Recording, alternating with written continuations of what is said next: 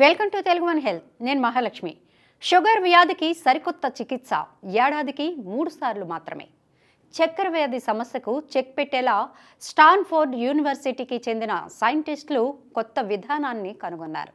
ఇకపై డయాబెటిక్ పేషెంట్లు ఏడాదికి కేవలం 3 సార్లు ఇన్సులిన్ తీసుకుంటే సరిపోతుందంటున్నారు. ఇటీవలి కాలంలో డయాబెటిక్ పేషెంట్ల సంఖ్య విపరీతంగా పెరిగిపోతోంది.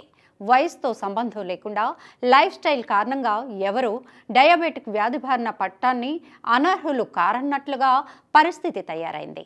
ఒక అంచనా ప్రకారం దేశంలో 10 కోట్ల మందికి పైగా డయాబెటిక్ పేషెంట్లు ఉన్నారు. ఇది ఇండియన్ కౌన్సిల్ మెడికల్ రీసెర్చ్ అధికారికంగా విడుదల చేసిన సంఖ్య. రక్తంలోని గ్లూకోజ్ను శరీరం ప్రాసెస్ చేయలేనప్పుడు డయాబెటిక్ వ్యాధి వచ్చినట్లుగా భావించాలి. వయసుతో సంబంధం లేకుండా ఏటా భారత్లో డయాబెటీస్ రోగుల సంఖ్య పెరిగిపోతూనే ఉంది. డయాబెటీస్ నుంచి శాశ్వత విముక్తి అంటూ ఉండదు. ఎందుకంటే దీన్ని పూర్తిగా నయం చేసే చికిత్స ఇప్పటి వరకు ఎవరూ కనుగొనలేదు.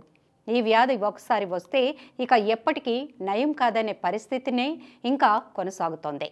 ఒక్కసారి డయాబెటీస్ బారిన పడితే డైట్ పరంగాను చాలా జాగ్రత్తలు పాటించాలి. రక్తంలో చక్కెర స్థాయిలను కంట్రోల్లో ఉంచుకునేలా అనేక ఆహార పదార్థాలకు దూరంగా ఉండాల్సి ఉంటుంది. వీటితో పాటు ప్రతిరోజు తప్పకుండా మందులు వాడాల్సిందే. ఈ క్రమంలో డయాబెటీస్ ట్రీట్మెంట్కు సంబంధించి ఇప్పటికే పలు పరిశోధనలు జరుగుతున్నాయి. తాజాగా స్టాన్ఫోర్డ్ యూనివర్సిటీకి చెందిన సైంటిస్టులు హైడ్రోజెల్ ఆధారిత ఇంజెక్షన్ను అభివృద్ధి చేశారు. దీనివల్ల ఏడాదికి కేవలం 3 సార్లు మాత్రమే ఇంజెక్షన్ తీసుకుంటే సరిపోతుంది. ఈ ప్రయోగాన్ని మొదట ఎలుకలపై ప్రయోగించారు. 42 రోజులకు ఒకసారి ఎలుకకు హైడ్రోజెల్ను ఇంజెక్ట్ చేసి పరిశీలించగా వాటి రక్తంలో గ్లూకోజ్ లెవెల్స్తో పాటు బరువు కూడా కంట్రోల్లో ఉన్నట్లు తేలింది. ఎలుకల్లో 42 రోజుల దినచర్య అంటే మనుషుల్లో ఇది 4 నెలలకు సమానమని సైంటిస్టుల బృందం తెలిపింది. తర్వాతి పరీక్షలు పందులపై ప్రయోగిస్తారు. ఎందుకంటే ఇవి మనుషుల్లాంటి చర్మం, ఎండోకైన్ వ్యవస్థలను కలిగి ఉంటాయి.